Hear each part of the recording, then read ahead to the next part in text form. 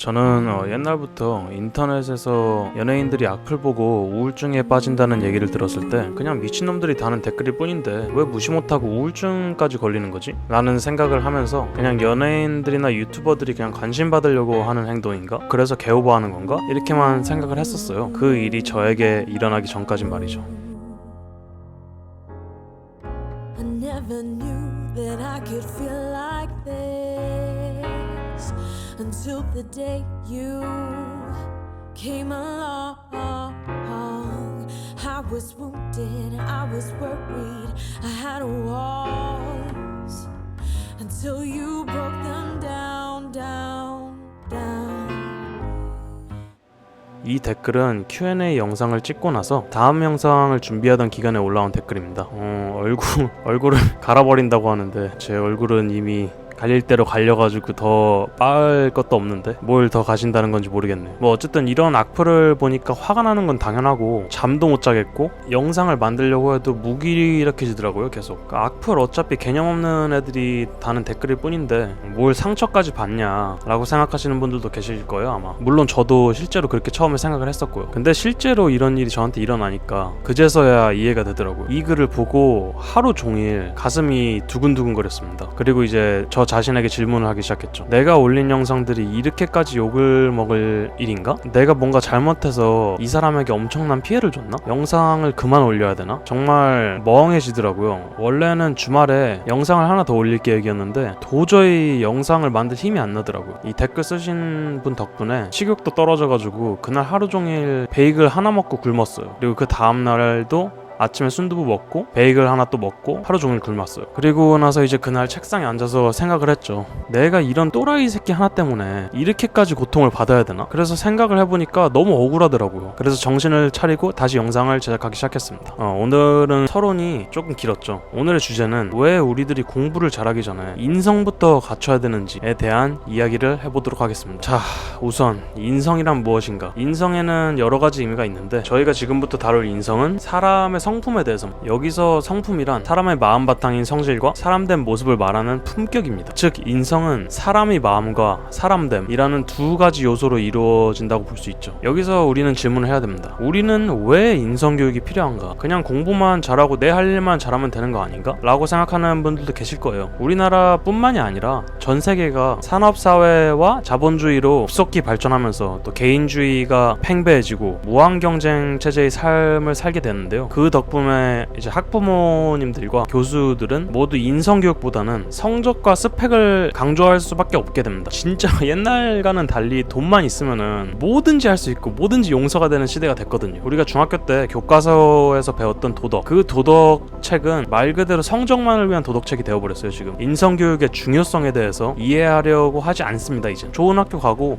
좋은 직장 나오면 됐지, 도덕이 뭐가 중요하겠어? 라고 생각할 수 있어요. 근데 제가 여기서 재밌는 걸 말씀드리죠. 맞아요. 사실 옛날이랑 비교하면 돈만 있으면 다 되는 세상이에요. 돈만 있으면 친구도 생기고 비즈니스 파트너도 생기고 다 돼요. 인성이 없어도 돈을 벌 수 있는 건 팩트입니다. 하지만 인성이 없으면 돈은 벌 수 있어도 큰 돈은 벌 수 없습니다. 그리고 우리가 정한 목표도 달성하기 힘들죠. 인간은 사회적인 동물이기 때문에 어디서 일을 하든 어떤 일을 하든 사람과 접촉을 할 수밖에 없어요. 그리고 그러한 이유 때문에 인성은 성공에 있어서 필수 불가결입니다. 인성이 필요한 이유는 나열하자면 사실 끝도 없겠지만 간단하게 두 가지만 말씀드리겠습니다. 첫 번째는 인성이 없으면 적을 만든다 입니다. 제가 제 인생을 살아가는 데 있어서 많은 저만의 철학들 중 하나가 아군은 안 만들어도 적은 만들지 말자입니다. 아무리 공들여 만든 빌딩이라도 작은 실수만으로도 빌딩이 무너질 수 있거든요. 그리고 그 작은 실수, 나에게 앙심과 증오를 품고 있는 한 사람일 수도 있다는 겁니다. 아무리 성공적인 삶을 살고 있어도 나에게 증오를 품고 있는 사람은 어떻게 해서든 내가 공들여서 만든 탑을 부시려고 할 거예요. 간단하게 반대로 한번 생각해보세요. 학교나 직장에서 나를 개무시하고 인격 모독을 하던 사람이 공들여서 탑을 쌓고 있어요. 근데 나한테 입김 한 번으로 그걸 무너뜨릴 수 있는 기회가 생겼어요. 우리가 안 무너뜨리고 배길 수 있을까요? 뭐 안 하는 사람들도 있겠죠. 하지만 대부분의 사람들은 나에게 심리적으로라든지 물리적으로라든지 고통을 준 사람에게 복수를 할 기회가 생기면 웬만하면 복수할 거예요. 너도 똑같이 당해보라고. 엇본 거예요 그냥. 간단하게 말하면 자업자득인 거죠. 언젠가는 당신의 인성이 당신의 미래 공든탑을 부셔버릴 겁니다. 예를 들면 잘 나가는 기업들이 내부 폭로자에 인해서 기업 이미지가 망가져 망가지거나 잘 나가던 연예인들이 알고 보니 과거에 사람을 때리고 다니던 양아치였다거나 인성이 안 좋은 사람은 절대로 크게 성공할 수 없습니다. 애초에 인성이 안 좋은 사람들은 큰 그림을 못 봐요. 나무만 보고 숲은 못 보는 거죠. 자, 두 번째는 주변 사람들의 평가입니다. 우리는 살아가면서 끊임없는 평가를 받게 되는데요.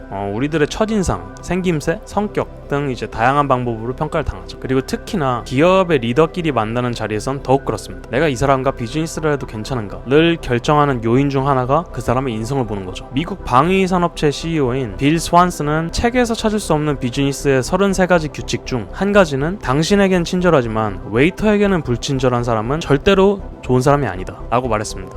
이게 바로 웨이터의 법칙이죠. 다른 규칙들은 간혹 상황에 따라서 달라질 수가 있긴 하지만 이 웨이터의 법칙만큼은 결코 오차가 없는 확실한 비법이라고 말할 정도로 확실한 규칙이라는 겁니다. 이 규칙에 대해서 간단히 설명해 드리죠. 웨이터가 실수로 손님의 양복에 와인을 쏟고 반응을 보는 겁니다. 보통 사람의 진짜 본성은 상황이 급격한 변화에서 나오거든요. 생각할 시간을 주지 않고 그 사람의 본성이 즉흥적으로 나오도록 유도하는 거죠. 그 와인을 엎질렀을 때 이상적인 예 중 하나는 오늘 아침에 샤워를 안 했는데 그거 어떻게 알았죠? 이제 이런 농담이 나온다고 합니다. 그래서 이 말을 들은 IT 업체 CEO 데이브 굴드는 이렇게 말합니다. 실수한 웨이터를 웃음으로 용서하는 걸 보니 그가 어떤 사람인지 알 수 있었습니다. 저는 그와 즉각 거래를 시작했죠. 그리고 이 법칙에 대해서 또 의류업체 CEO인 브렌다 반스는 말합니다. 웨이터나 부하 직원을 쓰레기처럼 취급하는 사람에게 무엇을 기대할 수 있겠습니까? 상대에 따라 대하는 태도가 달라지는 사람과는 가급적 비즈니스를 하지 않는 게 원칙이에요 라고 말했습니다. 이 법칙은 이미 전 세계 수많은 CEO들이 비즈니스 비법으로 삼은 웨이터의 법칙이라고 합니다. 내가 아무리 다른 사람 앞에서 착한 척을 해도 진짜 저런 상황이 왔을 때는 본성이 나오기 마련이거든요. 그리고 사람이 아무리 본성을 숨기려고 해도 언젠간 들키기 마련이고요. 이미 인성이 좋은 사람들은 이런 일이 일어날 거에 대한 걱정할 필요가 없겠지만 인성이 없는 사람은 지금부터라도 자신을 바꾸려 하지 않는다면 성공의 기회가 찾아와도 잡을 수가 없을 거예요. 그렇다면 도대체 우리는 어떻게 해야 인성을 바르게 할 수 있을까요? 제가 몇 가지 팁을 드리겠습니다. 첫 번째, 상대가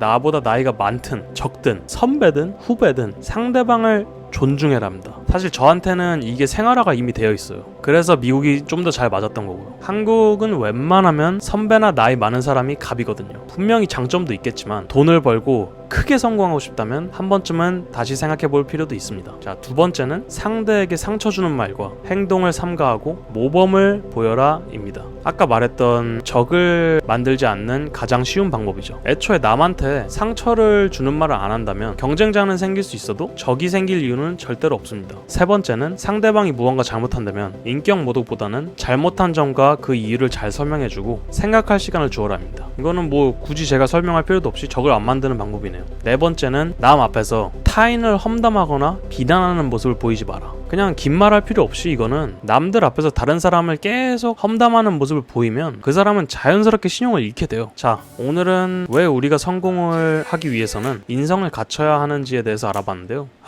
악플 다신 분 지금쯤 다른 유튜버들 영상 보면서 또 악플 달아대고 사람들한테 상처를 주고 있을 텐데 여기 있는 쓰레기를 보면 생각나는 게 있지 않나요? 저는 그 악플러 새끼 여러분 주변에 이런 사람이 있으면은 제발 빠르게 손절하세요. 주변에 있어봤자 도움 하나도 안 되는 사람들입니다. 공부는 열심히 했을지언정 부모님이나 학교 또는 주변 사람들에게 인성교육을 받지 못해가지고 사회성과 도덕성이 결여된 짐승, 아마 집에서 맨날 컴퓨터만 하고 아무것도 안 하는 키보드 워리어일 가능성이 상당히 높은데요. 다시 한번 말씀드리지만 저는 제가 완벽하다고 생각하지 않기 때문에 항상 댓글에 저와 반대되는 의견을 가지신 분들이 의견을 달아주시는 것에 대해서 감사하고 있습니다. 항상 저는 더 배워간다고 생각을 하거든요. 그리고 제가 틀렸다고 생각하는 분들께도 하트를 누르고 더 배워가고 공감한다는 말씀을 드리는 편이고요. 하지만 아무 의미 없는 비방글 같은 경우에는 그냥 차단을 박는 편이고요. 처음에는 고소를 해가지고 고깃값 좀 벌어볼까 했는데 그냥 이럴 시간에 영상 하나라도 더 만들어가지고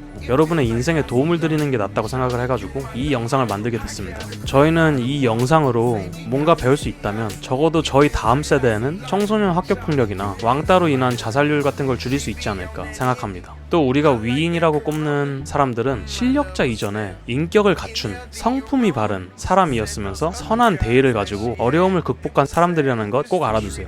그리고 구독자가 10,000명이 넘었는데 꿈꾸는 건가 싶네요. 구독자 2,000명 찍은 지 한 달도 안 지났거든요. 진짜 감사합니다. 제 영상을 처음 보신 분들은 앞으로도 제 영상이 궁금하시다면 구독, 좋아요 눌러주시고 댓글창으로 저와 소통해 주셨으면 합니다. 그럼 다음 영상에서 뵙겠습니다. 안녕. Shawty, tell me what you want.